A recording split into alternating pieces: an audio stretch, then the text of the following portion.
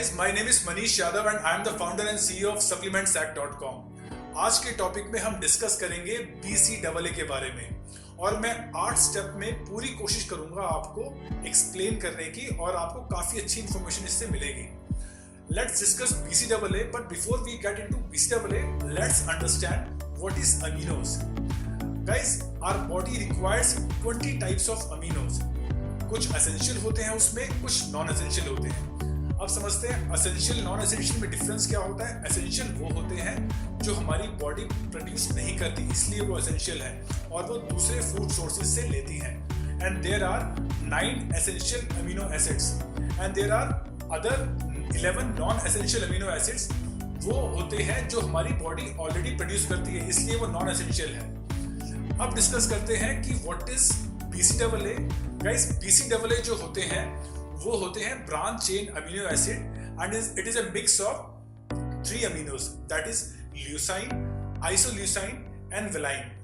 अब आपको समझना ये है, जो ल्यूसाइन होता है this is one of the most vital part of this profile. वो इसलिए जो ल्यूसाइन है वो फैट से एनर्जी लेता है और जो आपका वेलाइन है वो एनर्जी लेता है आपके कार्ब से, और आइसोल्यूसाइन है वो एनर्जी लेता है आपके कार्ब्स एंड फैट दोनों से। इसीलिए मार्केट में आप जितने भी BCAA अगर आप देखेंगे वहां पर ल्यूसाइन की जो परसेंटेज है that is always going to be high. ज्यादातर वो 2:1:1 के रेशियो मिलेगा, और आजकल बहुत सारी कंपनीज है वो 4:1:1 के रेशियो में या फिर 4 की रेशियो में ल्यूसाइन रखती है, और वो काफी अच्छी मतलब उससे रिकवरी काफी अच्छी और उसकी मार्केट बनती जा रही है। थर्ड पॉइंट है हमारा हाउ इट वर्क। आपको गाइस समझना है कि बॉडी बिल्डिंग के कितनी स्टेजेस होती है। अगर आप एनालाइज करेंगे तो उसमें 3 स्टेजेस होती हैं। स्टेज 1 के अंदर आपकी बॉडी का जो ग्लूकोज लेवल है वो डिप्लीट होता है, शुगर बोल सकते हैं, शुगर लेवल या ग्लूकोज लेवल। और सेकेंड स्टेज में आपका फैट बर्न होना चालू होता है, वो स्टेज काफी अच्छी होती है। Third stage which is one of the worst stage जिसको हम कह सकते हैं वो है आपकी मसल्स का ब्रेकडाउन होना। थर्ड स्टेज में आपकी मसल डिप्लीट होनी चालू हो जाती है, और ये किसी भी बॉडी बिल्डर के लिए एक नाइटमेयर होता है। So an avid body builder knows when to give proper nourishment to your body. आपको उसे हमेशा पता होगा किस टाइम पे उसे बॉडी को BCAA, अमीनोज, प्रोटीन कब देना है, और ये बात हमेशा एक अच्छा एक्सपीरियंस बॉडी बिल्डर वो इस चीज को एनालाइज कर लेता है। और आप ये समझिए, जब भी आपकी मसल्स ब्रेकडाउन होती है उसको बोलते हैं कैटाबॉलिक स्टेज, जहां पर आप कर रहे हो अपनी मसल्स ब्रेकडाउन कर रहे हो, और जिस वक्त आप उसको नरिशमेंट देते हो, न्यूट्रिशन मिलता है, तो आपकी बॉडी एक एनाबॉलिक स्टेज में कन्वर्ट हो जाती है, वहां पर वो मसल्स बिल्डअप करती है। तो इस तरीके से आपका BCAA और अमीनोज काम करता है।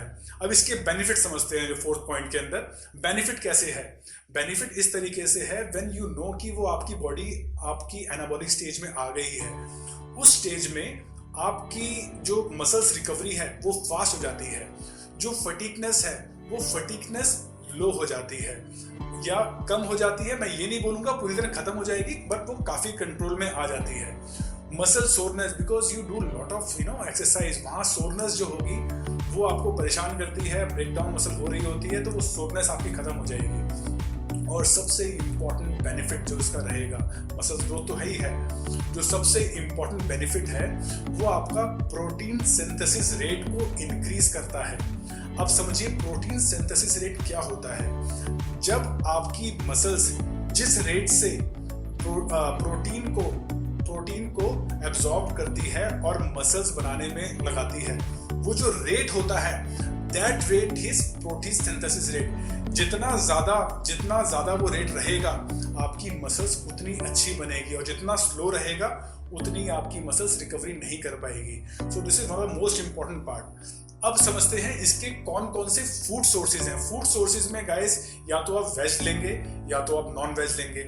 वेज सोर्सेज अगर आप लेंटिल्स हो गया, आपका डेयरी प्रोडक्ट्स हो गया, नट्स हो गया, पीनट हो गया, चिकपीस हो गया, बहुत सारे डिफरेंट प्रोडक्ट्स हैं जहां पर आप अपनी BCAA की रिक्वायरमेंट पूरी कर लेते हैं। लेकिन सबसे बड़ा कैच इसके अंदर ये है कि you have to take lot of food item, ये बहुत ज़्यादा लेना पड़ेगा और बहुत कम मिलेगा। तो इसका बेस्ट सोर्स है वो नॉन वेज के अंदर है। नॉन वेज में जितने भी लीन सोर्सेज हैं, चाहे आपका मीट हो गया, चाहे आपका चिकन हो गया, पॉर्क हो गया, बीफ हो गया या रेड मीट, जब बहुत सारे आइटम हैं वहाँ से आप इसको लेते हो तो आपकी BCAAs की रिक्वायरमेंट पूरी हो जाती है।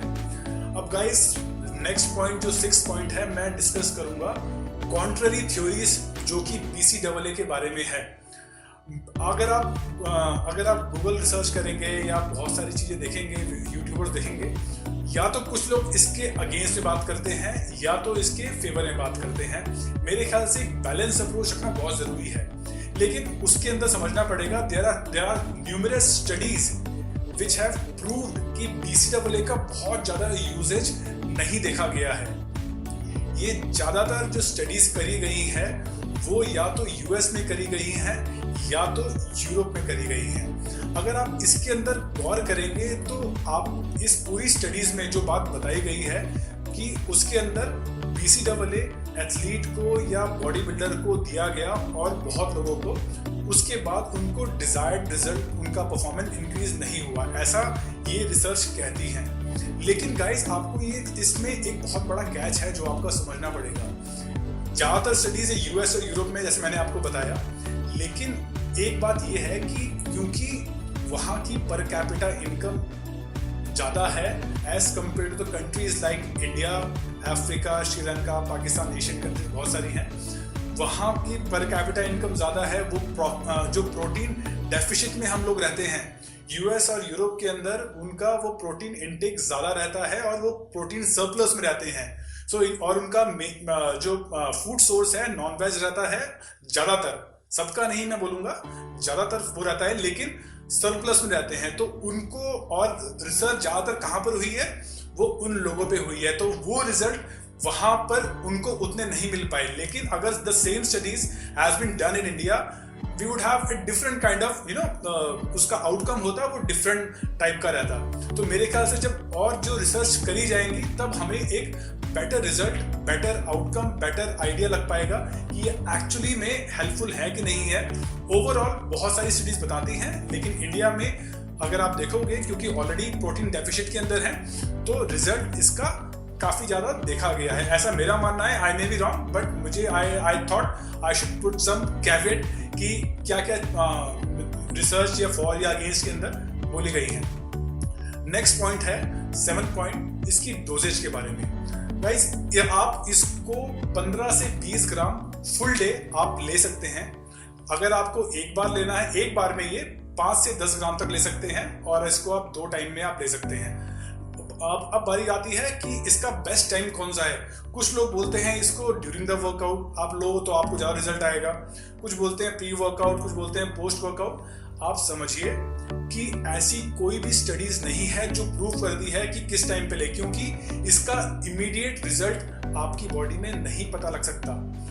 लेकिन काफी लोग इसको ड्यूरिंग द वर्कआउट लेते हैं। ड्यूरिंग द वर्कआउट के अंदर फायदा क्या होगा, यू नॉर्मली टेक वाटर, आप वाटर को सिप सिप करके पीते रहते हैं, और आप वो एक ऐसा टाइम होता है जब आप BCAA ले सकते हैं, तो ये काफ़ी रिफ्रेशिंग रहता है, और इसको आप सिप सिप करके लोगे और स्वीटनेस इसमें रहेगी, थोड़ा कार्ब्स आपको मिल जाते हैं, तो आपको आपकी जो BCAA की रिक्वायरमेंट है इस टाइम भी पूरी हो जाती है। तो आप इसको किसी भी टाइम ले सकते हो, उसमें कोई दिक्कत नहीं है। तो गाइज ये थी सारी information about the BCAA। I hope आपको ये वीडियो पसंद आई होगी। मैं रिक्वेस्ट करता हूँ, मैं कभी बोलता नहीं हूँ, बट मैं रिक्वेस्ट करूँगा प्लीज़ आप सब्सक्राइब करिए। सो मैं it will give us more excitement और थोड़ा सा मोटिवेशन लेवल इंक्रीज हो जाता है। सो प्लीज़ आप सब्सक्राइब करिए, लाइक करिए, और मैं कोशिश करूँगा बेस्ट इन्फॉर्मेशन गोइंग फॉरवर्ड भी आपको दूँ। So guys, bye healthy, eat healthy and stay fit. Thank you.